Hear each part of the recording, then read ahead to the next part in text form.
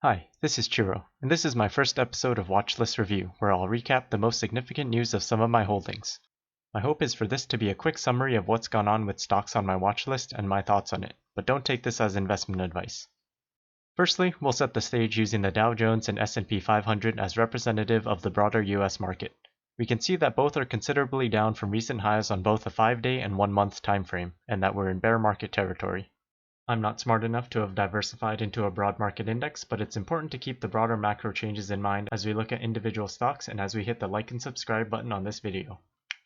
There was big time news surrounding Nikola this week. On Sunday, the 20th of September, 2 weeks after a short report from Hindenburg was released accusing Nikola of fraud, Trevor Milton officially stepped down as executive chairman, and shortly thereafter deleted his Twitter account, so we've seen a particularly steep sell-off this week. Following the release of the short report, I exited my relatively conservative position. While in hindsight the drop in shares might seem obvious, remember that the market can remain irrational longer than you can remain solvent. Shorting Nikola shares was very expensive, and looking back on the 1-month chart, we see that the shares held up very well for at least a week even after the short report was released. Shorting for that duration would have been an expensive loss. As such, I remain uninvested, but I'm personally glad Trevor Milton is stepping aside and hope that Nikola is able to achieve even a fraction of their mission.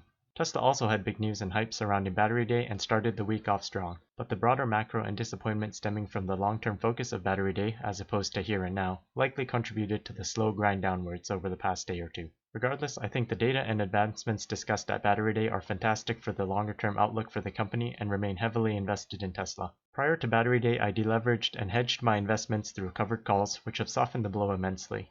I'm comfortable where the stock is, but may consider re-leveraging up in the event of a sharp downturn or re-establishing covered calls in the event of a sudden rise.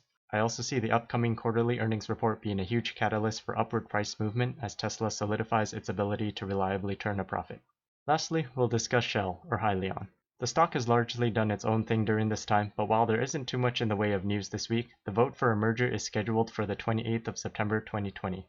I discussed this more in one of my earlier videos on Hyliion. I hold warrants and have sold puts on Hyliion and expect the price to move upwards as the merger date draws nearer. Assuming the vote succeeds, which is expected to happen, warrants still will not be exercisable for at least 30 days afterwards.